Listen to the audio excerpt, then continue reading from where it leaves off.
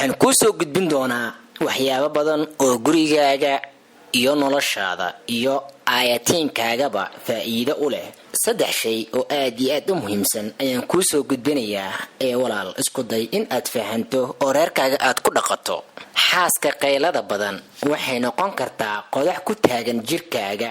waxaa jiro waxyaabo badan oo aad weyn doonto haddii aad qaylo badan tahay. iska ilaali qaylada badan, waayo adigana kuma roona, saygaagana uma roona.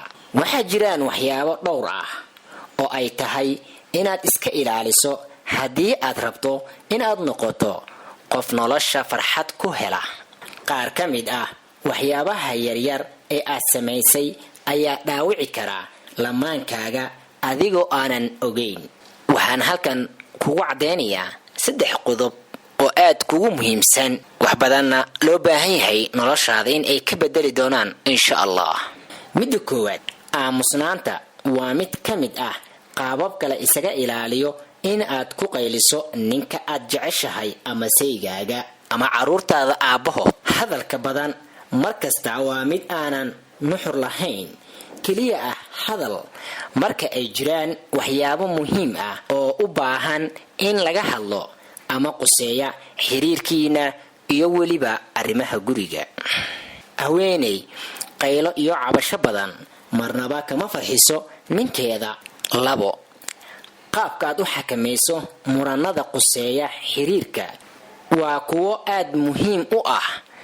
waxaad u baahan tahay in aad barato habka loo dhaqmo marka ay jiraan waxyaabo ka qaldan xiriirka. inaad ka tagtid inta lagu guda jiro muranka kulul waxay noqon kartaa mid ka mid ah hababka ugu wanaagsan ee la isaga ilaaliyo in aad noqoto xaas qaylo badan. markasta oo aad qayliso waa mar uu kaasii fogaanayo ninkaaga ama saygaaga ama caruurtaada aabbahood.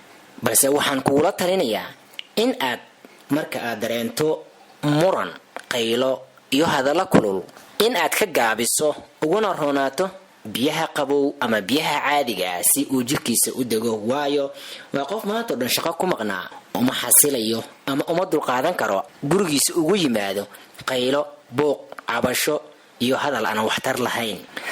3, qofka shaqo la'aanta ah ayaa ah kan mar walba ku qayliya lamaankeeda. waayo markaad guriga joogto haddii aadan ismashquulinin oo maantoo dhan aadan howl qaban ama aadan waxba qaban ama aadan isku dayin in aad maskaxda ka shaqaysiisid, danta ayaa kugu keenayso ama waqtiga ayaa ku siinayo ama waqtiga ayaaba kugu diraayo amaba ku faraayo in aad mar walba qayliso oo canaanato oo hadallo kulul tiraahdo saygaaga. sidaa darteed marnaba kugulama talinayo in aad mashquul la'aan gurigaaga joogto.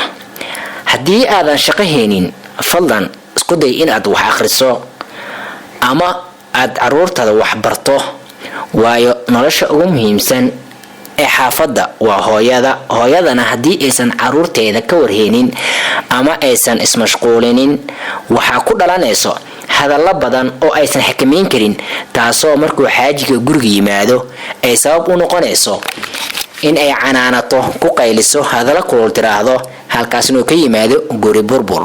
si aad uga hortagto gurigaaga inuu burbur ku yimaado waa inaad ka taxadartaa in badan afkaaga iyo weliba carabkaaga iyo weliba